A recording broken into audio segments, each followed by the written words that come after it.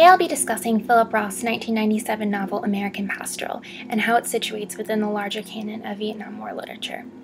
In a 1974 interview with Walter Morrow, later chronicled in Reading Myself and Others, Philip Roth lambasts the morally out-of-control government of the Vietnam War years, a period he deems the most politicized of his life.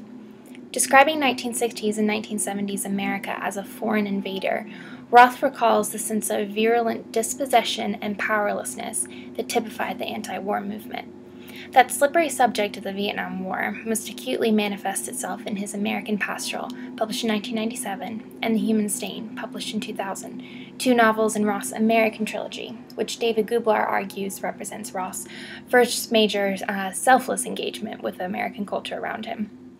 Conscious breaks from his often egocentric prose, American Pastoral and The Human Stain tackle the inexplicability of the Vietnam era through the microcosm of domestic experience, offering the Vedic narrator Nathan Zuckerman's metafiction as representation of the past. So, although the novels broadly situate Roth within the Vietnam canon, his relatively late publishing dates illustrate a markedly unique approach to a victorless, mission-deficient war that is notoriously complicated to represent. Most notably, Roth's portrayal of the war's domestic reality, specifically through his illustrations of Mary in American Pastoral and Lester in The Human Stain, reflect the canon's morphing trajectory away from the straightforward platoon novel and towards allegorical representation. So by the late 1990s, before the final installment of the American trilogy, the Vietnam platoon novel and tales of burning rice fields were already topically hackneyed. Torrents of nonfiction, fiction, oral history, songs, poetry, film, and readers flooded the American literary scene in clearly defined waves. As Stuart Onan outlines in The Vietnam Reader, after the mid-70s and the fall of Saigon, Vietnam writing starkly transitioned from non-fictional empirical accounts to fictional stories saturated with imaginative reflection. With the exception of early Read Naive, pro-war propagandist pieces, and a few minor works in support of the Green Berets, most authors depict the grotesqueness of warfare and the disquietude of homecoming as an ethically tragic governmental failure, leaving the question, was the war right or wrong, seldom unanswered. For decades, this morally strenuous literature engrossed the American public, and yet only after the deluge of titles slowed to a trickle did Philip Roth publish American Pastoral. One must ask, why now? Why the 40-year interlude between the conflict's birth and the book's release? And what could Roth possibly offer that hundreds of other on-topic novels had not already thoroughly explored?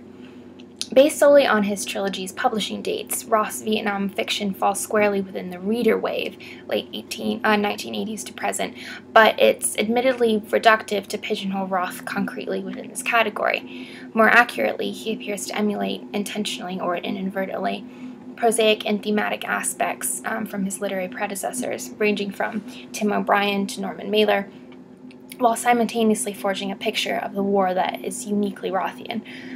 Although he admits in the facts that he was a casual anti-war demonstrator, combating what he ingeniously terms the cultural deluge of verbal napalm, his writings are ultimately less politically engrossed than, for example, Mailer's ardently peacenik protest. Nor was he a soldier like O'Brien, not for any significant time at least.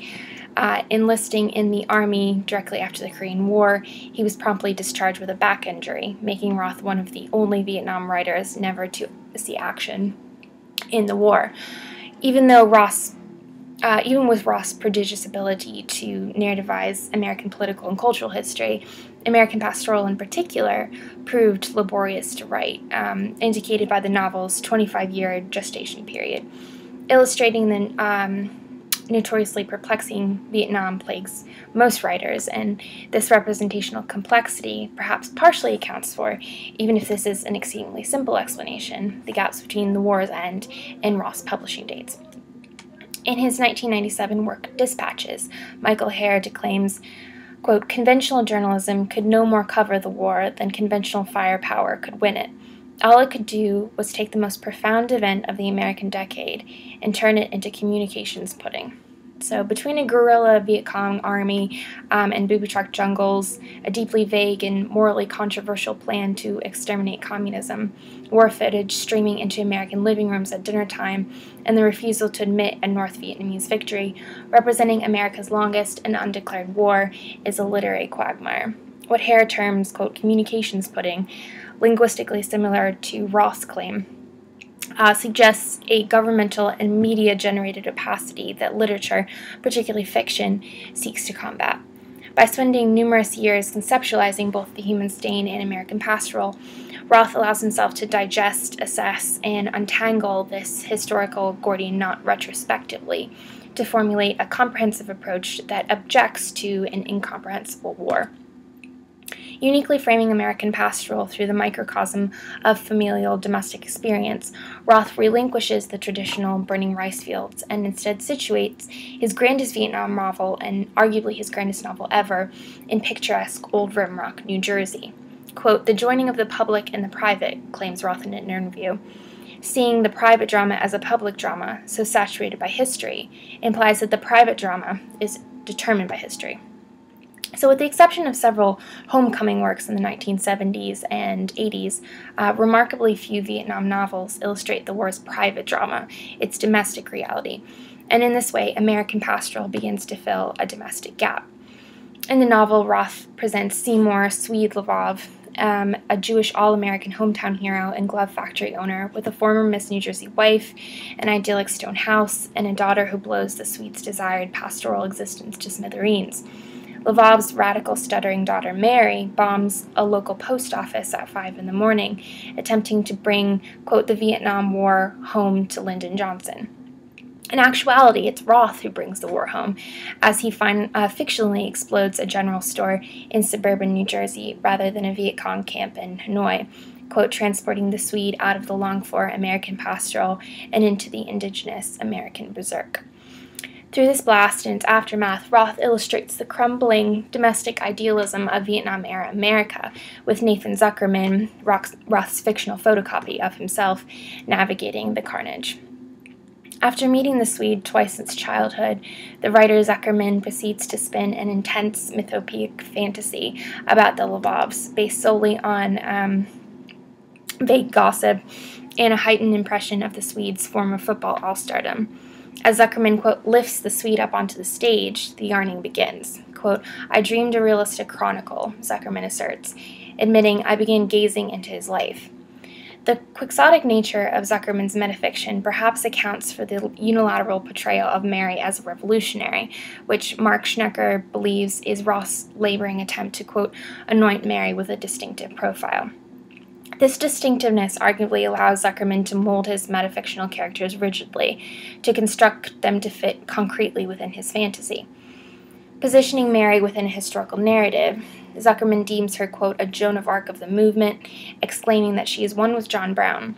Similarly, he christens the Swede R. Kennedy, while consciously setting the section Paradise Lost against the backdrop of the Watergate hearings. American Pastoral's historical cornucopia seems to signify the Vietnam era as both culmination and crisis in American culture, both a mythic crescendo and a fall. So, admittedly grappling with the cracking illusion of America's exceptionalism, what Mailer calls the hubris of the American vision, the novel's classic partitions recall the Adamic narrative: Paradise Remembered, The Fall, Paradise Lost, and this reflects not only the Swede's fall from his self-determined perfection, but also America's backsliding, from the thrill of late 1940s post-war domination to the catastrophe that was Vietnam. So replacing the innocent Audrey Hepburn fantasy, which is a nod to 1950s bliss in the novel, is the terrifyingly pure radical rhetoric of the anti-war movement. Mary's Vietnam protest eclipsed the Swedes' patriotic post-World War II ideals, effectually disrupting the anticipated American future that was simply to have enrolled out of the solid American past, and that's a quote. The Swede, who claims, quote, everything he loved was here in America, wrestles with this crackling American exceptionalism within his own home. Roth radically incorporates this domestic experience by focalizing the narrative through Mary in general, and through her gaze at the television set in particular. illustrating the seepage of traumatic history into family life through the advent of new media. Nicknamed America's First Television War, or Living Room War, by then CBS News anchor Walter Cronkite, Vietnam cascaded into American homes with almost real-time battle footage, allowing average Americans thereby to participate within this revolutionary media. One may recall the opening of Steve Hassett's 1976 poem, And What Would You Do, Ma?, which compellingly connects the gruesomeness of war to domestic spaces through television. This is how it goes. And what would you do, Ma, if 8 of your sons step out of the TV and begin killing chickens and burning hooches in the living room, stepping on booby traps and dying in the kitchen? Like Roth, Hassett illustrates the participatory effect of the war. With television, the booby traps are now also, quote, in the kitchen, and bombs explode the local post office. The war has literally come home to roost.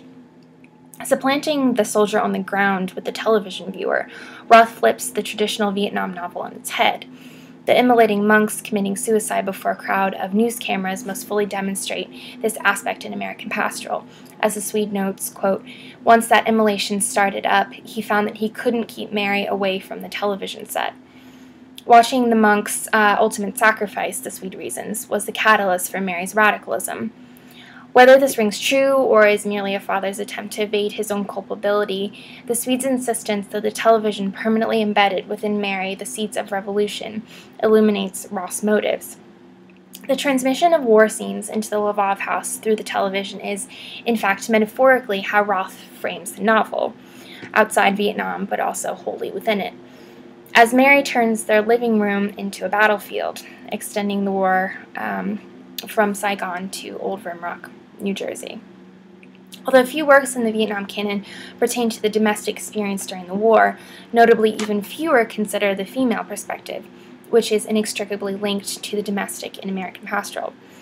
As Onan rightly notes, Vietnam literature's hero is almost entirely the male combat infantryman, and it is therefore intriguing that American Pastoral substitutes a male soldier throwing grenades in the jungle for a young girl watching television, then bombing a local post office, effectually replacing the warrior figure with a combatant female teenager.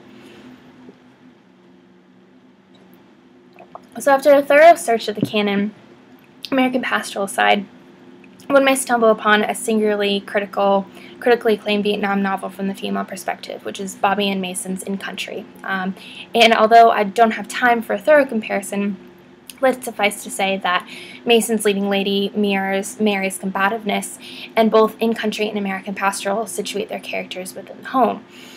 It's possible to arrive at the basic yet marginally true conclusion that Roth and Mason employ female characters to illustrate Vietnam's domestic experience simply because women are traditionally associated with the home. This reductive assumption, however, grossly underestimates the intricately metaphorical significance both writers inculcate within their female, provocatively gendered characters. Roth posits Mary as a figurative halfway point between the masculine and the feminine. Early in the narrative, in a sexually devious manner that readers naturally expect from Roth, Zuckerman presents a quasi-incestuous scene between father and daughter, offering yet another explanation for Mary's radicalism.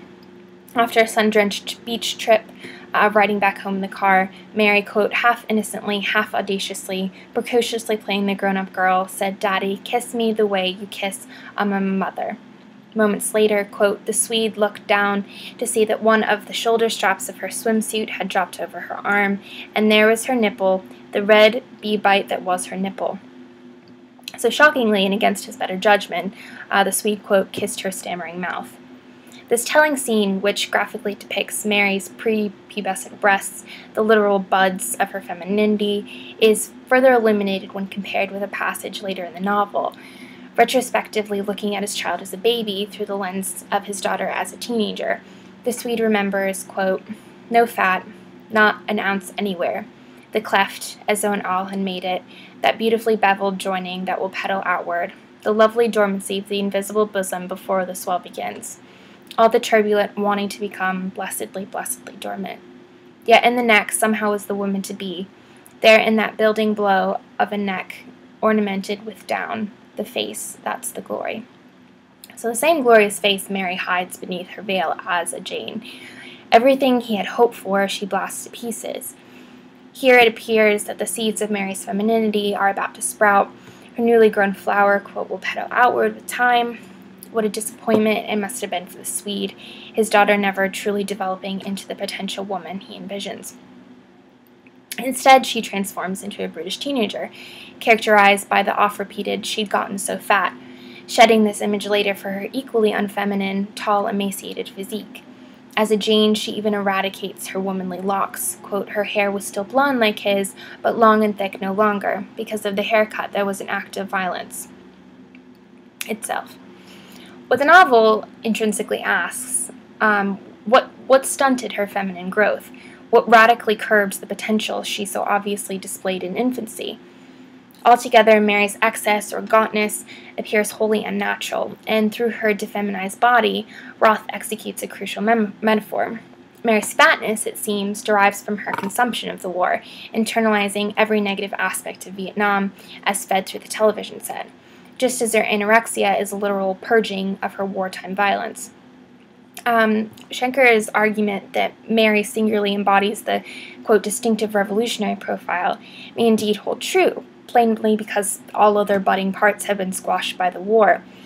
Although Roth may not have intended this connection, Mary is metaphorically akin to the Vietnamese girls whose female sexual organs developed improperly after exposure to Agent Orange during the war. Roth seems to present a genetically female Vietnam activist for the sole reason of defeminizing her, to show the negative effects of the war as consumed within her domestic reality. Notably, American Pastoral and Mason's In Country, and hence illustrations of women during the war, appear relatively late in the Vietnam canon, over a decade after the first inundation of platoon novels. The novel's 1985 and 1997 respective publishing dates demonstrate the canon's morphing trajectory, away from the pure description towards allegorical reflection that objects to the war retrospectively. By focalizing Vietnam through the female, and thus examining the domestic ramifications of the war through their gendered constructions, Roth seeks to untangle Vietnam's inexplicability through a disparate perspective. Therefore, instead of situating Roth's Vietnam oeuvre within the reader wave, which certainly offers its own form of reflection, it's more apt to discard traditional classification altogether, supplanting in its place a notion of historical commentary. Although the war remains inexplicable, the canon encompasses vaster ways to imagine and perform that inexplicability. By focalizing his narratives through the microcosm of domestic experience, thus forsaking the classic platoon novel, Roth presents a dramatic new approach to untangle, contextualize, and object to Vietnam. Thanks for reading.